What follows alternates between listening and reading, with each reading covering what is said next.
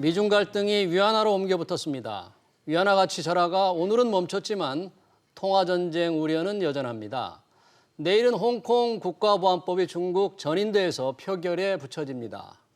노골적인 반감을 드러낸 미국 행정부에 대한 중국의 공격 카드가 궁금합니다. 네, 중국의 대응과 우리 산업계에 미칠 영향 살펴보도록 하겠습니다. 시청자 여러분의 다양한 의견들 문자로 받고 있습니다. 샵 3698번으로 보내주시면 토론회 실시간으로 반영하도록 하겠습니다. 오늘 두 분 모셨습니다. 우숙은 중국 산동대 객좌 교수, 또 민경원 우리은행 트레이딩부 이코노미스트 자리하셨습니다. 어서 오십시오. 안녕하십니까. 반갑습니다. 민경원 연구위원님도 환율 전문가로 오셨는데 반갑습니다. 네, 반갑습니다. 지금 위안화 가치가 연 이틀 큰 폭으로 떨어졌잖아요. 근데 이제 오늘은 조금 올렸는데 네. 오늘 올린 게 혹시 그동안의 급격한 절하와 달리 어떤 정책이 바뀐 겁니까? 아니면 뭡니까? 정책이 바뀌었다기보다는 네. 이틀 연속 절하를 하면서 분명 달러 위안 환율 상승 속도가 조금 빨랐었고요. 네. 이 부분에 대해서 속도 조절성의 절상고시였다라고 인식을 하는 게 더 합리적인 것 같고요. 예. 그리고 한 이틀 정도는 위안화 절하를 통해서 미국이 홍콩 보안법 관련 이슈로 중국을 압박하는 거에 대한 이제 심기가 불편하다라는 점을 분명하게 밝혔었기 때문에 이제 속도 조절의 필요성을 느끼고 이제 절상고시를 했다. 요 정도로 근 3일간의 위안화 고시 환율을 설명할 수 있을 것 같습니다. 네. 예, 미중 갈등이 고조되면서 위안화 환율이 더 오를까도 관심인데 지금 전망들은 어떻습니까? 일단 위안화 전망은 약세 쪽으로 많이 쏠리는 모습을 보여주고 있고요. 지금 전고점이 작년 9월 미중 무역 분쟁이 격화됐을 때 7.2에 근접했었던 레벨인데 거의 다 올라왔거든요. 그래서 지금 이게 7.2 고점을 뚫고 나게 된다면 미국과 중국의 갈등이 다시 고조될 수 있다라는 우려감이 커지고 있는 상황이라고 생각을 해주시면 좋을 것 같습니다. 네, 그러면 우선 위안화 가치가 결정을 중국 인민회의 고시하잖아요. 네, 그렇습니다. 간단하게 어떻게 결정을 해서 고시를 합니까? 일단은 중국의 환율 제도를 저희가 네. 관리 변동 환율 제도다라고 부르는데요. 이 관리 변동 환율 제도는 어떻게 보면 우리나라 원화와 좀 상반되는 환율 제도다라고 먼저 인지를 해주시면 좋을 것 같고, 우리나라 원화 같은 경우에는 시장에서 거래되는 그 가격 자체로 환율이 움직이게 되는데 중국은 상하단 변동폭을 정해놓고요, 미리. 이 이상 넘어갈 수 없고 이 이상 빠질 수 없다라는 걸 정해두고 나서 이제 매일 아침 우리나라 시간으로 10시 15분에 인민은행이 오늘의 고시 환율을 고시하게 됩니다. 그럼 얘가 이제 기준율이 돼서 네. 환율이 움직이는 시스템이다라고 이해를 하시면 좋을 것 같습니다. 네. 우수은 교수님 네. 중국 전문가신데 지금 홍콩 국가보안법 때문에 아주 트럼프 대통령 화가 굉장히 많이 난 것 같아요. 주말에 강도 높은 조치를 내놓겠다고 그러는데 어떤 중국의 그런 대치 상황, 미국의 입장 어떻게 지금 상황을 보십니까? 더할 나위 없이 격화 국면에 있는데요. 예. 그런데 중국이 지금은요. 그러니까 작년에 미중 패권 전쟁, 전 처음부터 패권 대립이라고 했고 네. 그것이 관세에서 무역에서 환율로 점점 번져갈 뿐 패권 대립은 더 심해질 거라고 했고 지금 그렇게 가고 있지 않습니까? 작년에 중국이 미국이 처음 막 공격을 할 때는 상당히 겁을 먹었습니다. 중국은 아직 견딜 힘이 없다라고. 하지만 지내다 보니까 그렇지도 않다 해서 작년 이미 9월이나 10월쯤에는요. 우리는 중국 당국자들이 반농담으로 트럼프 다루는 방법을 알게 됐다라고 하고 있거든요. 예. 그리고 지금은 몇 가지 이유를 들이대면서 정치적인, 사회적인, 경제적인, 군사적인 시간이 가면 갈수록 중국은 미국한테 불리하지만은 않다. 사회주의 체제라는 것이 이럴 때는 유효하게 작동하기도 한다라는 여유를 가지고 있습니다. 이번에 홍콩 기본법, 국가보안법 추진 때문에 트럼프 대통령이 노발대발하면서 주말에라도 진짜 아주 강력한 조치를 취할 것 같지 않습니까? 예. 거기에 대해서도 어떻게 생각하면은 트럼프 대통령이 이 점도 미국은 좀 고려를 할 필요가 있다는 생각이 듭니다. 뭐냐면은 잘못하면은 중국의 엑스맨 소리를 들을 수도 있습니다. 트럼프 대통령이. 가만히 생각해 보면요. 홍콩에다가 특별 지위를 박탈하게 되면은 가장 많이 피해를 보는 것은 홍콩에 있었던 기업들이죠. 예. 그리고 홍콩 사람들입니다. 홍콩에 있는 많은 사람들, 미국계라든가 서구계는 자기 나라로 돌아가면 되지만 그렇지 않은 사람들 같은 경우는 경제가 엄청나게 흔들리게 되고 사회적으로 혼란스럽게 되지 않습니까? 중국은 지금 상태에서 그것을 어느 정도 바라는 측면도 있거든요. 왜냐하면은 재작년에도 그렇지 않았지만 작년엔 홍콩 시위 사태가 심각했지 않습니까? 예. 그때부터 중국은 홍콩이 계속 그러면은 경제적으로 힘들게 해갖고 힘을 좀 빼야겠다 해서 홍콩이 계속 그러면은 홍콩의 그 특별 지위와 관련되는 우대 조치를요 마카오라든가 중국 대륙의 심천으로 옮기려는 계획을 이미 수립하고 있었거든요. 그런데 그거를 중국 당국이 먼저 들고 나올 수는 없지 않습니까? 그런데 트럼프 대통령이 먼저 알아서 특별 지위를 박탈한다면은 홍콩 내에 있는 홍콩 사람들이 더 많은 피해를 볼 것이고 그쪽에 있는 흔히 말하는 친중 세력들이 미국이 이렇게 나서가지고 힘들게 됐다라는 식으로 이야기를 하게 될 것이고 중국은 그때 우리하고 더 함께 한다면 더 많은 우리가 혜택을 주면서 그대로 하게 할 수 있을 텐데 어떻게 할 거야? 라는 식으로 나올 수 있거든요. 그러니까 미국은 이것도 고려해가지고 조치를 준비할 필요가 있지 않을까라는 생각도 듭니다. 네. 근데 홍콩의 특별 지위를 만약에 박탈하는 그런 대응책이 나온다면 민영훈이 어떻게 생각하십니까? 그럼 외환시장은 또 한 번 요동을 칠 것 같고 지금보다 훨씬 더 지금 위안화 가치가 떨어질 가능성이 있지 않을까요? 뭐 앞서 말씀을 한번 드렸었지만 전망 자체도 저희는 위안화 약세 쪽으로 많이 보고 있었고요. 그리고 홍콩 관련된 이슈가 작년에 뭐 말씀하셨지만 시위 같은 이벤트가 터졌을 때 이제 실제로 위안화 가치가 떨어지면서 원화 환율이 같이 절하되는 그러니까 달러 환율이 올라갔다라고 보시면 될 것 같은데요.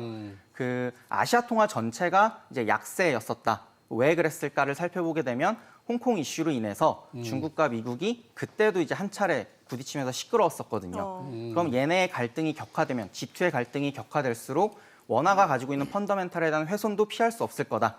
이런 얘기가 나왔었기 때문에 이번에도 그 홍콩을 놓고 국가보안법 이슈로 미국과 중국의 갈등의 수위가 높아지게 된다면 뭐 위안화뿐만 아니라 위안화 블록에 편입되어 있는 원화, 호주 달러 같은 통화들도 약세 압력을 피할 수는 없다라고 정리를 할 수 있을 것 같습니다. 예. 올해 초에 이제 미중이 1차 무역 합의를 이루면서 미국이 환율 조작국 지정해서 이제 중국을 제외했었는데 이런 지금 분위기라면 다시 또 지정할 수 있지도 않을까요? 충분히 가능성이 있다라고 보고 있고요. 환율 조작국은 사실 당장 어떤 특별한 제재나 이런 게 가해지는 게 아니라 상징적인 의미가 들어가 있는 거거든요. 예. 우리가 저 중국이란 나라를 환율 조작국으로 지정을 했어라고 시장에 어떻게 보면 시그널을 보내주는 겁니다. 네. 그래서 상징적인 의미에서의 환율 조작국 지정은 가능하다. 다만 이게 미국과 중국의 갈등이 다시 확산될 거다라는 하나의 선전포고가 될 수 있다 정도로 외환시장에서 받아들일 것 같습니다. 예. 네. 지금 글로벌 외환시장이나 세계의 관심은 G2 갈등이 더 고조되는 걸 보고 있는데 중국 내부의 사정은 어떻습니까? 중국 내부도 역시 상당히 긴장을 하는 모습입니까? 아니면 어떻습니까? 아까 말씀드렸지만 작년 초창기만 하더라도 상당히 긴장했습니다. 정말 중국 일반 서민들도요. 어떻게 될지 모른다고 했는데 아시다시피 일당 독재 국가지 않습니까? 예. 매스컴을 통해서 중국에게 유리한 것을 많이 보여왔고 실제로 생각했던 것만큼 중국이 타격이 크지 않았지 않습니까? 그렇기 때문에 중국은 계속해서 자신감을 키워왔거든요. 예. 이번에 양회에서도 조금씩 그 중국 지도부는 그 발표를 하고 있습니다만 조치시부 서부 대전략이라고 하지 않습니까? 네, 뭔가요? 우리 서부 대전. 그러니까 예를 들면 중국이 지금 가장 발달한 지역은 상하이라든가 북경이라든가 광동 같은 동부 지역에 있습니다. 예. 바다와 면에 있기 때문에 그 교역하거나 발전하기 쉽죠. 그런데 중부와 서부 하면은 우르무치라든가 중앙아시아 쪽 내륙 지역이거든요. 네. 그쪽은 아직도 물물교환 시대라든가 며칠 장을 쓴다라든가 재산 목록 1호가 타고 다니는 말 아니면 석탄을 쪼개갖고 그 밥을 해먹는 그만큼 경제가 낙후됐다. 발전할 여지가 많다는 것이거든요. 예, 예. 1992년 그 장택민 때부터도 그쪽을 발전을 시키려고 했는데 일단은 동부하고 중부만이라도 집중을 하자. 이쪽은 나중을 위해서 남겨두자였거든요. 근데 이렇게 되다 보니까 이제는 투자, 경제 성장을 위해서라면 투자라든가 수출이라든가 소비가 중요하지 않습니까? 지금 어차피 국제 경기는 당분간 쉽지 않으니까 수출 같은 것도 미국 때문에 막으니까 안 되니까 투자를 낙후된 지역에다가 엄청나게 많이 하겠다는 것이죠. 네. 그쪽을 통해서 또 다른 소비를 불러일으키면서 발전시킨다라는. 그렇기 때문에 중국은 미국이 그렇게 나오면 나올수록 특히 지금 미국은 전방위적으로 갑자기 막 나오고 있지 않습니까? 그러니까 중국의 입장에서는 너희들이 갖고 있는 카드를 다 꺼내봐. 우리는 사회주의야, 사회주의 국가야. 이 사람들이 얘기하는 것이요. 시간이 지날수록 사회주의 국가이기 때문에 정치적으로 단결된다는 것이죠. 선거가 필요 없으니까요. 시진핑을 중심으로 충성 경쟁을 똘똘 뭉치는데 미국은 선거를 해야 되기 때문에 공화당, 민주당 나뉘어 있고 또 공화당 의원 중에서도 중국이 정밀 타격을 하면은 그 지역의 지역구 의원들은 자기 선거를 위해서 트럼프를 계속 지지하지 못할 수도 있지 않습니까? 그렇기 때문에 중국은 이와 같은 것을 종합적으로 고려하면서 미국이 더 카드를 들고 나오게끔 고개를 숙이는 모습을 보이고 있는 측면도 있습니다. 예. 예. 중국이 미국과 이제 대응을 할 때 이 환율을 포함해서 몇 가지 갖고 있는 무기들이 있죠. 경제적인 측면에서 봤을 때요.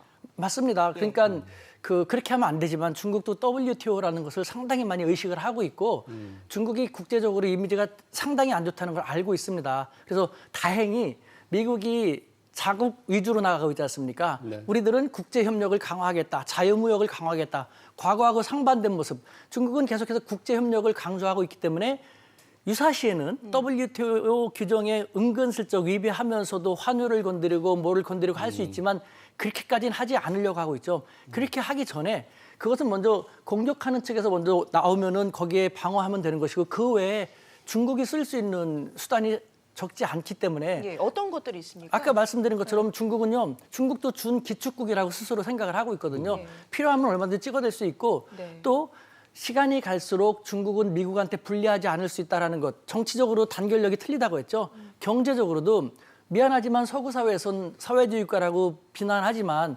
우리는 우리가 먼저 살아야 돼. 우리 기업들 만약에 힘들면은 우리 기업들 어떻게든지 우리가 살릴 수 있어. 하지만 미국 같은 경우는 WTO 규정이라든가 자기들이 스스로 도태되지 않도록 해야 되지 않습니까?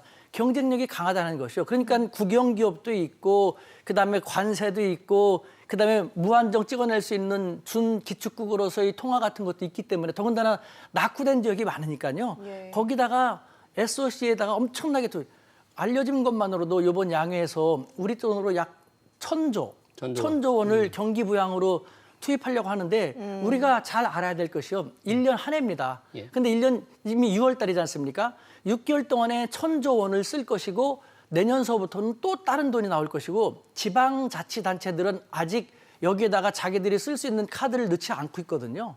그러니까 중국은 그야말로 돈으로서 인민들의 경기를 단순간에 회복시키면서 국제사회에서도 우리 시장이 이렇게 활황이 되고 있는데 너희들은 어떡할 거야?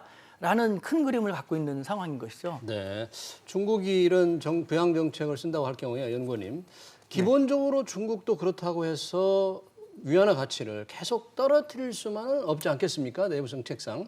자기를 정책적으로 볼 때는 어떻습니까, 중국? 일단 중국 인민은행 네. 쪽에서 계속 강조를 하는 것은요. 뭐 위안화 가치를 안정적으로 가져가겠다라는 표현을 많이 쓰고 있습니다. 이게 무조건적인 절하나 절상을 통한 게 아니라 시장 상황에 맞는 적정한 위안화 환율을 우리가 관리함으로써 외환 시장을 뭐 통제, 나쁘게 보면 통제가 될 수도 있겠지만 어느 정도 환시의 안정을 찾아오겠다. 그래서 이 환시 안정이 중요한 이유는 중국이 내수를 중심으로 성장을 하고 금융시장을 앞으로 개방을 해야 될 텐데 그러기 위해서는 환율이 안정적이어야지 외국인 자본이 이제 빠르게 중국 금융시장으로 들어오게 될 거거든요. 그래서 만약에 중국이 정말 교수님께서 말씀하신 것 같은 뭐 큰 플랜을 그리고 있다면 앞으로도 급격한 위안화 절하는 사실 어렵다라고 보는 게 맞을 것 같습니다. 네, 그러면 전반적으로 위안화 가치 전망이 달러 한 6.5 위안 전후여서 지금은 이제 7 위안 선으로 뭔가 정착되고 있는 듯 하지 않습니까? 네. 이 추세가 조금 유지되거나 계속 더 갈 가능성은 있다고 보시는 거네요? 네, 뭐 장기적으로는 위안화 약세가 어렵다라는 거를 제가 방금 전에 말씀을 드렸었고요.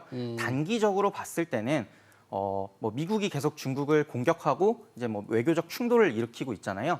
이런 부분들이 외환 시장이나 금융 시장에서 봤을 때는 중국 금융 시장에 들어가는 뭐 중국 위안화 자산이나 이런 부분들을 살 때 좀 망설이게 되는 요인으로 분명하게 작용을 하게 될 겁니다. 그럼 이런 부분들은 외환 시장에서 분명히 위안화를 절하시킬 수 있는 압력으로 작용을 하게 될 가능성이 높다. 그래서 단기적으로는 저희는 한 7.7위안 중반 레벨까지는 충분히 달러 위안이 상승 여력이 아직은 남아있지 않나. 7.5 위안 정도까지 네, 그 정도- 올라갈 수도 있다. 네, 저희 연간 전망 기준은 7.4 정도 레벨까지는 뭐 고점을 열어두자라는 쪽이라고 보시면 좋을 것 같습니다. 그러면 그 외환 시장에서 투자용으로 좀 달러를 사는 세력도 많겠네요.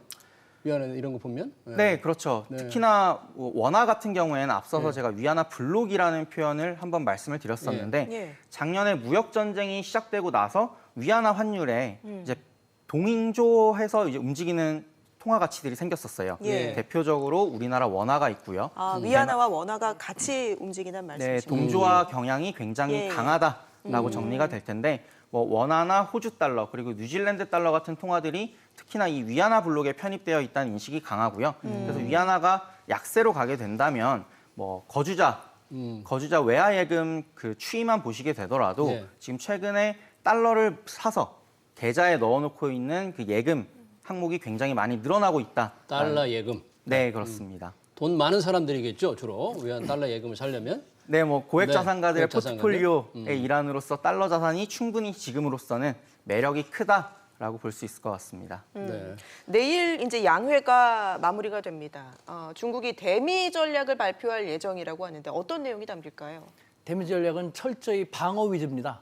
그러니까 금방 얘기한 것처럼 중국이 환율 걸고 나오면 우리는 이렇게 할 것이고 이렇게 할 것이고 그러니까 미국에 대해서는 철저히 우리를 건드리면은 그만큼 우리는 이제는 항전한다는 것이고요. 그 외에 그 서부 쪽으로 이제 중국이 말하자면은 저는 그런 생각이 듭니다. 작년에 일본이 우리에게 수출 규제를 걸어옴으로써 처음에 우리도 상당히 긴장했지만 우리가 상당히 선방했지 않습니까?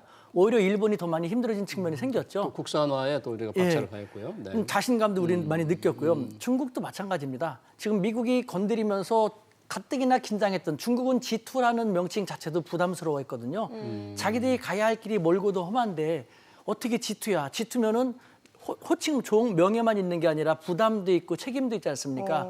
되게 부담스러워했는데 잘 넘어왔지 않습니까? 예. 미국이 작년부터 자기들에게 공격을 가해 왔는데 잘 넘어왔고 지금도 상당히 마음의 여유가 생겼다는 것이죠. 예를 들면 아까 말씀드렸던 것처럼 정치적인 단결력도 미국하고 다를 것이고 경제적으로 기업을 돌봐주는 것도 그렇고 또 하나 사회적인 측면에서도요. 중국 인민들과 미국 국민들이 근본적으로 다르다라는 것이죠. 이것이 되게 중요한 요소인 것인데 그래서 겉으로는 힘들어하지만 표리부동하게 안으로는 여유를 갖고 있는 것이 예를 들면은 미국 같은 경우는 독립전쟁 이후에 계속해서 성장해왔지 않습니까? 미국 국민들은 어려움을 모르고 스테이크에 위스키를 마시고 뭐 와인을 마시면서 즐길 때 중국 같은 경우는 그 뭐랄까 아편전쟁에서부터 서구 열강으로부터 침략당해서 조차당하고 또 일본 침략받고 건국한 다음에도 문화 대혁명으로 그다음에 대약진으로 아사자도 많이 생기고 미국 국민들은 즐기면서 인생을 향유한 반면에 중국 인민들은 고난의 행군을 하고 고난이라는 것, 분열되고 국가가 힘들면은 힘들어진다는 걸 뼈저리게 아직도 느끼고 있다는 것이죠.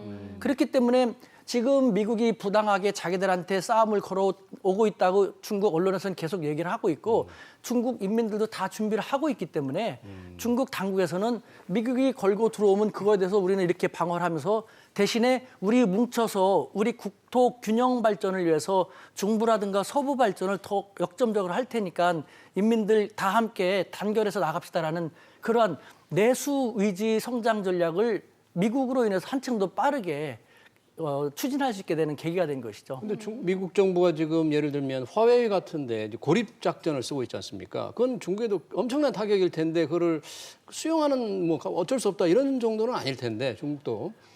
예를 들면은 네. 수용하고 싶지 않다라고 한들 미국은 공격해 올 거지 않습니까? 네. 여기서 물러설 수 없거든요. 여기서 물러서면 이제는요. 설령 시진핑이 공산당 정권은 물러서고 싶은 생각이 있을 수도 있겠습니다만 이제는 중국 인민들이 가만히 안 있을 거거든요. 이제는 자존심 싸움이 됐습니다. 그렇기 때문에 중국은 WTO 규정이 있지만 일당 독재 국가이기 때문에 서구 사회로부터는 비난을 받지만 위기 시에는 블랙박스처럼 그 안에서 대처할 수 있는 능력 같은 것 자기들은 있다라는 것이죠. 화웨이 같은 경우도 미국이 더 많이 누르면 누를수록 중국의 논리는요. 5G 기술이 앞으로 차세대의 핵심이 되는 것이고 이 기술 패권이 그다음 그 세계 패권을 주도하는 것이다. 미국은 바로 그걸 갖다가 화웨이를 노리는 것이다. 화웨이라는 이름도요. 중화할 때 중국을 얘기하고 웨이는 위하여라는 것이거든요. 중국을 위한다라는 그런 것이거든요. 그러니까 중국 정부가 화웨이 살리기에 적극 또 나설 겁니다. 그러면 화웨이는 기존의 전략을 바꿔서 중국은 또 엄청난 시장이 있지 않습니까? 이 시장을 확 살릴 수 있는 이번에 코로나로 인해서 중국이 온라인이 아직 준비가 채 안 됐는데 우리보다도 훨씬 먼저 준비가 안 된 상태에서도 엉큼성큼 해가지고 온라인 수업 같은 것을 초등학교부터 대학교까지 시작했거든요. 문제가 생기면 잠깐 이렇게 수정해서 이렇게 하고 저렇게 하고 이런 식으로. 그러니까 중국에게는 이와 같은 국면이 중국은 힘들어하면서 그럴 수밖에 없습니다. 코로나도 자기들 나라에서 발병을 해갖고 전 세계에 피해를 줬는데 자기들이 이제 여유롭게 극복할 수 있다, 우리는 잘할 수 있다 그러면 국제사회 비난이 더 커지지 않습니까? 그러니까 겉으로는 고개 숙이고 힘들어하는 척 하지만 사실은 그렇지도 않다라는 것. 중국을 우리가 제대로 잘 파악할 필요가 있다는 것이죠. 네. 미중의 지금 이 전쟁, 무역 전쟁에서 화폐 통화 전쟁으로도 갈 수도 있다 이런 상황인데 그런 거에 비하면 아까 이제 위안화와 한국 원화 가치가 같은 방향으로 이제 움직인다고 하시긴 했는데 네. 우리 환율이라든지 우리 증시에 미치는 충격은 이런 생각보다는 많지는 않은 것 같아요. 일단 그 두 국가의 외교적 충돌이 본격적으로 시작되지 않았기 때문이다라는 게 첫 번째 이유일 거고요. 예. 그 두 번째는 최근에 주식시장에서 가장 이슈가 되고 있는 건 저희가 이제 흔히 동학개미운동이다라고 부르고 있는데 예. 개인들뿐만 아니라 연기금 매수세가 코스피 지수 자체를 굉장히 강하게 끌어올리고 있는 상황입니다. 하지만 뭐 다들 아시는 것처럼 외국인 자금은 계속해서 우리나라 주식시장에서 빠져나가고 있는 상황이다라는 점을 분명하게 인지를 해야 될 것 같고요. 외환시장 입장에서는 뭐 원화가 저도 보고서 같은데 흔히 리스크 벤치마크다라는 표현을 많이 쓰는데 이게 쉽게 풀어서 얘기하면 달러원 환율은 코스피 지수 움직임에 굉장히 민감하게 연동돼서 움직입니다라는 얘기거든요. 예. 하지만 최근에는 코스피 지수가 2,000선을 회복했음에도 불구하고 달러원 환율은 1,200원대에서 내려오지 않고 있거든요. 그 원인은 바로 외국인 자금이 우리나라 주식시장에 들어오지 않고 있기 때문이다라고 설명이 가능한 건데 만약에 두 국가가 환율 전쟁에 이어서 뭐 무역 전쟁 그리고 그보다 더 큰 외교적 충돌까지 연결되게 된다면 우리나라 주식도 이제 조금 아래쪽으로 조정을 받을 가능성을 열어둬야 될 것 같고요. 환율 같은 경우는 지금 시장에서 인식하고 있는 전고점이 1,245원입니다. 1,245원. 네, 이게 2016년 1월, 2월 요 연초께에 중국 시장 흔들릴 때 기록을 했던 레벨이었는데 요 레벨까지도 지금 한번 테스트를 했거든요. 무려 불과 이틀 전에 테스트를 했었는데 이 레벨을 뚫고 올라갈 리스크가 점점 커지고 있지 않나라고 외환시장을 보시는 게 좋을 것 같습니다. 원화값이 더 떨어질 것 수도 있다 그런 네, 말씀이시죠? 위안화 약세를 단기적으로 예상을 했기 때문에 원화도 그거에 연동돼서 달러원 환율이 상승할 가능성이 높다라는 게 저의 개인적인 생각입니다. 예. 금융시장에는 아직 충격이 크지 않은 것 같은데 우리 산업계는 상당히 긴장을 하고 있습니다. 지금 가뜩이나 코로나19로 지금 상황이 안 좋은 상황에서 미중 갈등이 더 격화되면은 상당히 큰 타격이 있을 수밖에 없겠죠. 타격은 전 세계적으로 뭐 미중 양국도 마찬가지고 불가피하다고 생각을 합니다. 예. 그 차제에 우리가 또 맷집도 키우고 그다음에 우리 중견 강국으로서의 대한민국을 새롭게 깨닫고 지금부터는 어떻게 하면 피해를 최소화시키면서 그 속에서도 우리에게는 기회가 많거든요. 예를 들면 하나만 말씀드리면요. 우리가 이제 미중 양국이 속된 말로 자기들 편에 붙어라 그런 얘기 많이 하지 지금 않습니까? 그런 선택을 해야만 상황이 온다 뭐 그런 거죠? 거기서 그렇게 더 이상 우리가 약소국의 샌드위치 외교라든가 부평초 외교, 부평초 뿌리 없이 힘센데 붙었다가 그런 거 더 이상 안 통하거든요. 중견 강국으로서의 원칙과 기준을 세워서 나가자라는 것이죠. 저는 돌고래 외교를 하자고 하는데요. 지환지투처럼 고래만큼 큰 지환지투, 중국이나 미국처럼 큰 덩치는 아닙니다만 우리도 돌고래입니다. 이제는 새우등이 아니라 얼마나 고래 스마트하고 정도. 지혜롭습니까? 민첩합니까? 네. 그러니까 지환지투를 잘 활용하면서 우리의 앞날을 개척해 나가자는 것인데 이 부분에 대해서 말씀을 드리면요. 예를 들면은 원칙과 기준을 세우는 겁니다. 원칙은 일반적인 원칙. 우리 대한민국은 국제사회의 안녕과 평화 및 윈윈 공동 번영을 추구할 것이며 두 번째는 네. 우리만의 특수한 상황인 것이죠. 우리는 동북아의 분단된 국가이다라는 것이죠. 예를 들면은 우리의 분단됐고로서 최대의 어떤 주적이랄까? 주적은 아니지만 그 위협 세력이 되는 것은 북한이지 않습니까? 북한에 대해서 가장 영향력이 강한 나라는 주지하다시피 중국이거든요. 그런데 우리가 미국이라든가 일본이라든가 다른 나라처럼 독일이라든가 일본 다른 나라처럼 미국의 압박에 의해서 미국 쪽으로 더 많이 다가간다면요. 우리는 중국에게 옆에 있기 때문에 직접적으로 또 피해를 보고 또 중국이 딴지를 걸면서 북한에다가 어떤 모종의 어떤 식으로 해갖고 우리의 군사적인 군사 안보적인 위협이 더 안 좋을 수도 있거든요. 이만큼 우리는 다른 나라하고는 또 상황이 다르다라는 동북아의 중국 옆에 있는 분단 국가라는 것도 우리는 내세우면서 미중 양국이 뭐라고 하면은 우리 국익과 우리 국가 안보 및 국민의 생명이라는 것을 대원칙을 해서 국민과 함께 토론을 하면서 대한민국의 입장을 전개해 나갈 것이다라는 것. 매 사안이 생기면 그런 식으로 시간도 벌면서 어떻게 하면 좋은지 이 원칙과 기준을 세워서 나갈 필요가 있다라는 것이죠. 거기서 아까 말씀드렸던 이상적인 그 상황인데 그런 상황을 우리가 할 수 있을지는 모르겠습니다. 네. 보십시오. 네. 중국 같은 경우가요. 허점이 되게 많아요. 저는 떼랑이라고 농담을 하는데 떼랑이는 돼지 호랑이, 호랑이는 호랑이, 무서운 호랑이지만 너무 뚱뚱한 돼지 호랑이기 때문에 남들한테 공격을 못 해요. 그리고 비만이기 때문에 안에 얼마나 많은 비만증이라든가 고혈압, 당뇨증이 있지 않습니까? 덩치만 보고 무서워하는데요. 예. 실제로 알고 보면 우리가 중국 바로 옆에 있기 때문에 예. 우리가 미국 쪽으로 더 많이 쏠리면 중국 국가 안보도 안 좋거든요. 중국이 우리를 더 많이 필요로 한다는 걸 알게 되면요. 우리가 설마 중국이나 미국이 우리 말을 들어줄 거라는 이 자기 패배, 자기 비하적인 사고에서 벗어난다면요. 우리가 취할 수 있는 것이 훨씬 많습니다. 예. 네. 사실 그 환율 움직임만 본다면 연구원님, 네. 우리 원화 가치가 중국과 비슷하게 움직인다는 것은 중국과 한국의 경제 연관성이 높다는 거 아니겠습니까? 네. 이런 때 이제 좀 우리가 잘 하려면 중국에 대한 의존도를 낮춰야 된다. 뭐 이런 주장이 많으신데 그건 어떻게 보십니까? 일단 작년에 무역 분쟁 상황으로 잠깐만 돌아가자면 이때 무역 분쟁이 격화되면서 위안화 환율이 처음에 약세폭을 굉장히 많이 키웠었고요. 두 번째로는 아까 말씀드린 위안화 블록에 있는 통화들, 원화, 호주 달러, 뉴질랜드 달러 같은 통화들이 이제 약세폭을 그 다음으로 위안화를 뒤따라서 키우기 시작을 했었는데 이제 문제가 되는 건 이런 인식이 너무 고착화되어 있다 보니까 이제 장중에 이런 얘기까지 있는 거죠. 뭐 시장 사람들 만나보면 다른 거 필요 없고 뭐 달러원도 보지 말아라. 달러 위안만 쳐다보고 있으면 오늘 달러원 종가를 맞출 수 있다라는 얘기가 있을 정도로 동자 현상이 강한 통한 건 분명한 사실입니다. 예. 이게 뭐 말씀하신 것처럼 경제 의존도, 상호 경제 의존도라고 표현을 해야겠는데 그 부분이 굉장히 높다 보니까 이제 뭐 이런 외교적 갈등, 뭐 두 거대한 고래가 싸우게 되면은 원하는 당연히 뭐 돌고래여도 아픈 건 아픈 거거든요. 네, 그렇기 때문에 뭐 의존도를 줄이는 게 나쁜 측면뿐만 아니라 뭐 긍정적으로 수출처의 다변화나 이런 부분들을 고려해 볼 필요는 있다라고 생각을 하고 있습니다. 예.